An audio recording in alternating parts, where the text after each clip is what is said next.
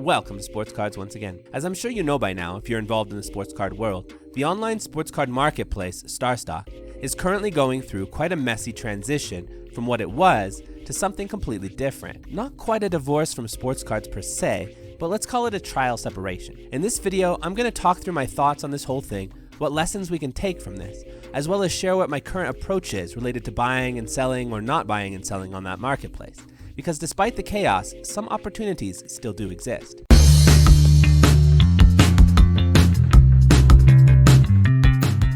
Now just briefly, let's overview what we know of what happened. When StarStock first opened its virtual doors to the sports card world in late 2019, early 2020, it was a welcomed addition to the hobby. In early 2020, the hobby was entering a boom time, and sports cards buyers and sellers were actively looking for good places to buy and sell cards, and StarStock really had a lot of good things going for it. It quickly grew to become one of the premier sports card marketplaces online, very quickly. And during what I'll call here maybe the sports card boom time extended, StarStock continued to do its thing successfully and was beloved by quite a number of people. But as things began to slow down in the sports card world and the boom time calmed down to the normal ebbs and flows of a normal sports card market, it became clear to StarStock that they wouldn't be able to exist business as usual within this new reality. I mean, if you really think about it, StarStock starting up just as the sports card market caught fire meant that StarStock's first couple of years were within a market where growth and success were almost inevitable. You honestly didn't even need to have a good business plan or strategy to succeed during those boom years of 2020 and 2021. You just kind of had to be there and you'd be successful. That's really all it took. But that kind of success can't last, and StarStock's path is a testament to that.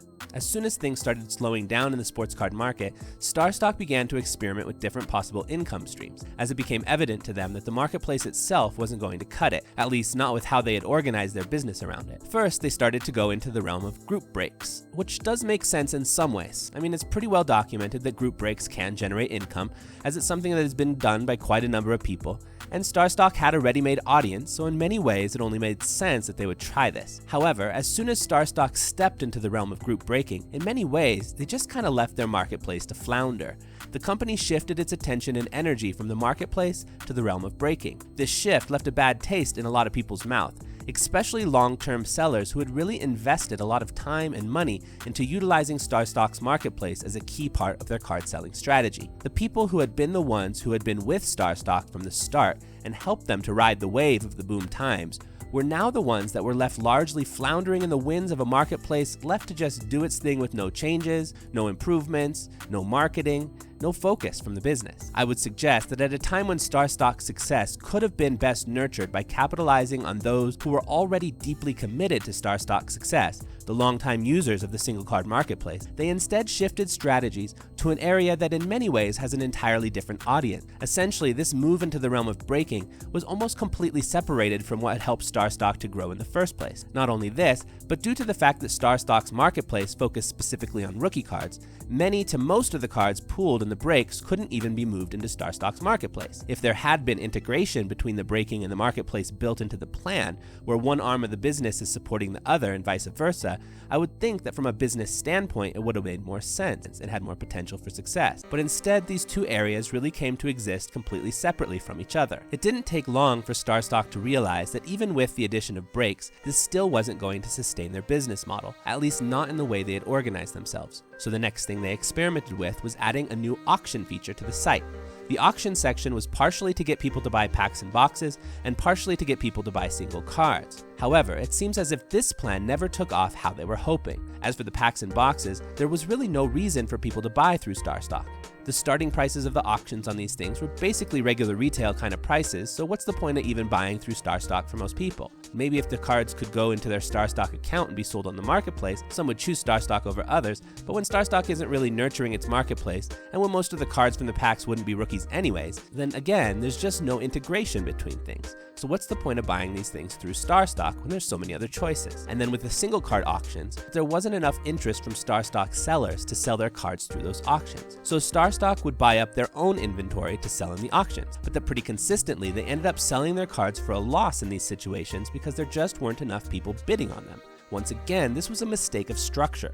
StarStock created an auction system that relied on a lot of people being online at a specific time for when the auction was going on, as the auctions were these quick 1 to 2 minute long things. But if you haven't been nurturing your base of buyers and sellers, which they hadn't been doing for quite some time, then you're just not having the traffic on the site at the moment that auction is happening, thus resulting in not that many people there to bid for the auction. As such, those people that were there bidding likely scooped up some really good deals, while StarStock frequently took a financial loss. Rinse and repeat this over and over again, and you have the recipe for a genuine business money pit. But none of this was inevitable. It seems to me that the problem here was less about a slowing sports card market and more about a string of poorly designed and really rather scattered business endeavors. Add to this that it seems from what we know and have heard here and there that internally within the company there was a real lack of a unified vision among those who worked there related to the direction the business was going and the priorities it had set out for itself.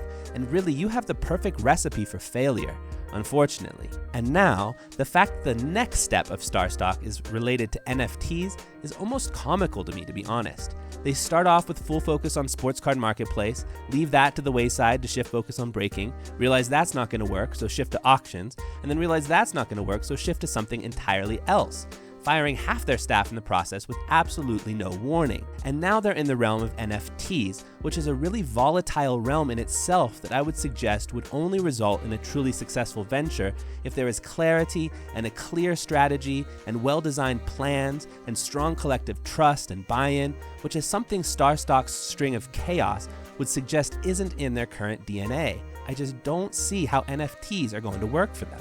In order for NFTs to work in general, there has to be a whole hell of a lot of buy-in from those who are part of it. But StarStock has already screwed over those that were once fully on board with them. Both their staff, who they unceremoniously laid off 50% of without any warning, and their long-term marketplace users who have been left screwed by this whole scenario, as StarStock leaves them with a marketplace that, unless something is done, is likely to just slowly die.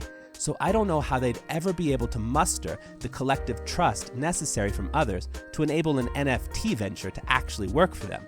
I know I wouldn't be caught dead investing in StarStock-related NFTs, not with the string of bad decisions the business keeps making.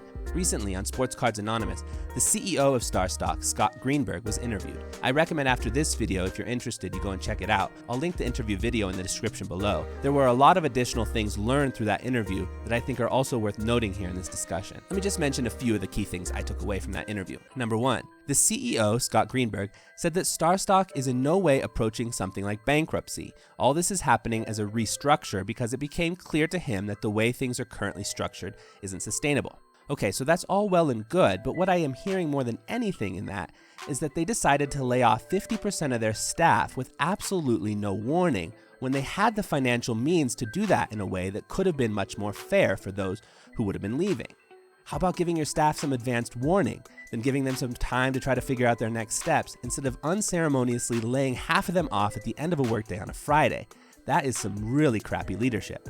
Number two, the interviewer, Dakota, the real cool fella who runs Sports Cards Anonymous, asked Scott, since StarStock also does group submissions to PSA, that in the light of what recently happened with Mark's Cards and others, where they had charged customers fees to send in cards to PSA as part of group submissions, and how they had ended up spending that customer's money elsewhere and then didn't have the funds to pay PSA the money that was owed them, and how due to that, PSA was now knocking on the doors of group submitters to make sure they are actually all paid up, if StarStock was also in a position where they owed money to PSA as well. The CEO of StarStock's response to this line of questioning was incompetent at best and incredibly suspicious at worst. Essentially, he responded that he did not know what his business was doing in relation to the PSA group submissions, as he just doesn't really know what goes on with that arm of the business. I mean, really? Really?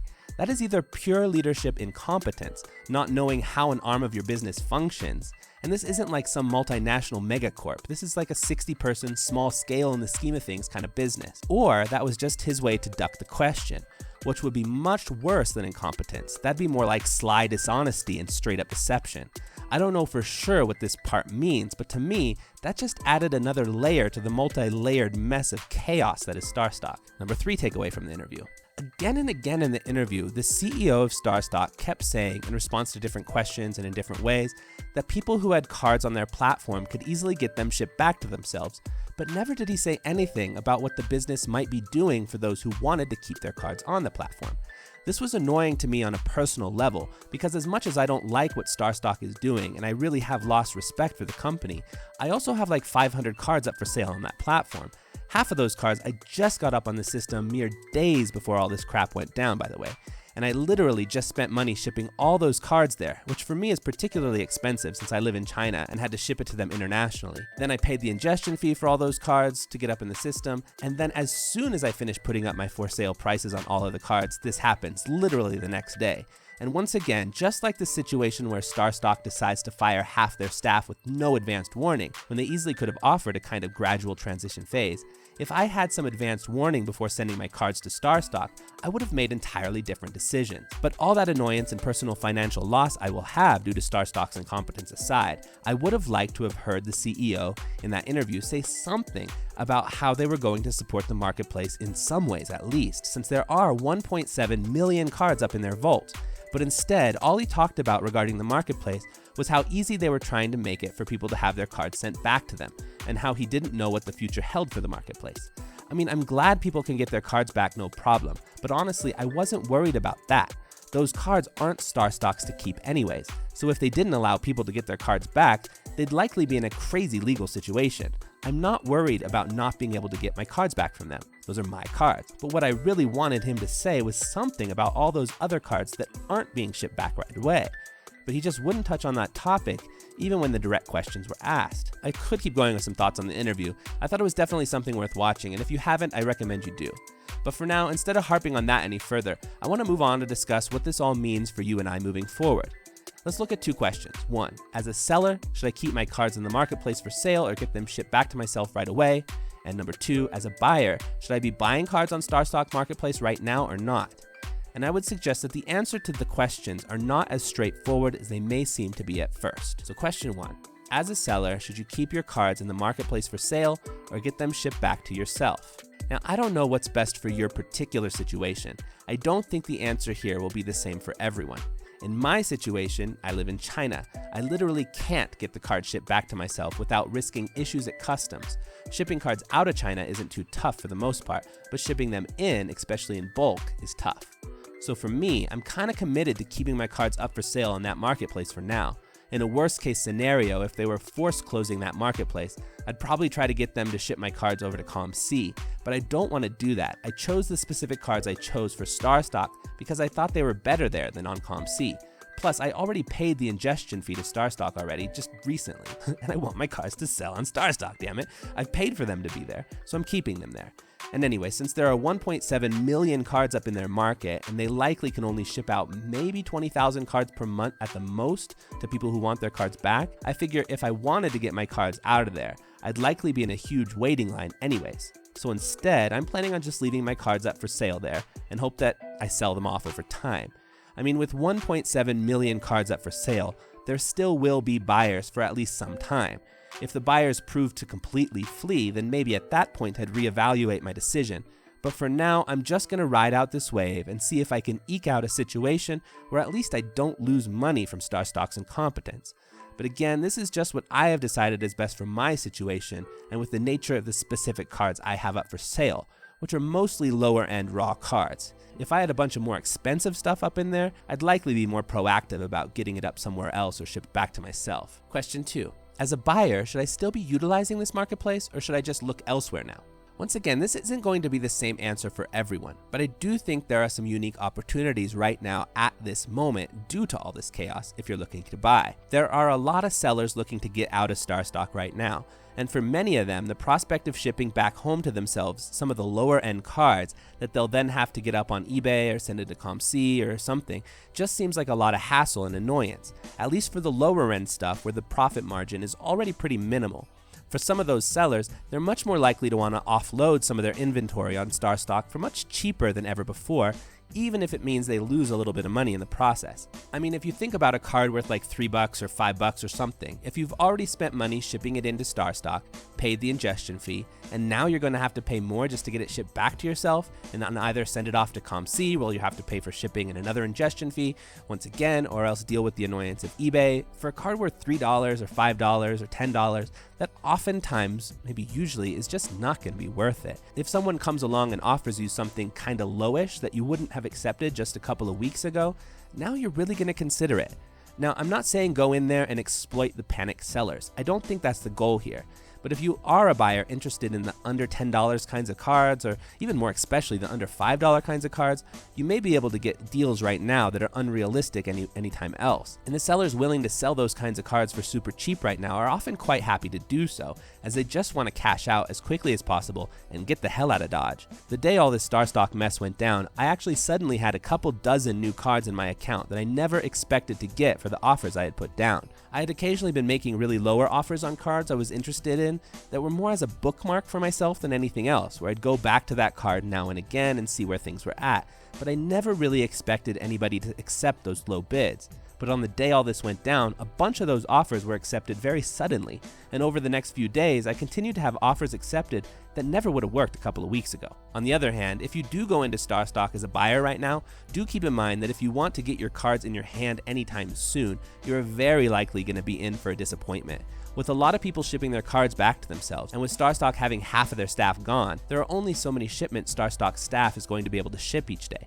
So if you want to buy something for a quick flip elsewhere or something like that, I don't think that's a realistic strategy with this. But if you don't mind waiting for some time before you receive your cards, then I think now could actually be a decent time to buy. Even sellers who aren't panic shipping their cards back to themselves have more incentive to sell their cards that are up on the platform than ever before. It's a buyer's market right now, so as long as the market is actually still open, I think it's worth considering. 1.7 million cards are up for sale, and that's a lot. You know what, this video is getting really long. I feel like I haven't said everything that could be said here, but for the sake of brevity, even though this video is not an example of brevity, I'm going to sign off on this topic for now. As things move forward, if there's anything else I feel worth discussing, I'll make another video later on down the road, but for now, that's all we got. Check you later. Peace.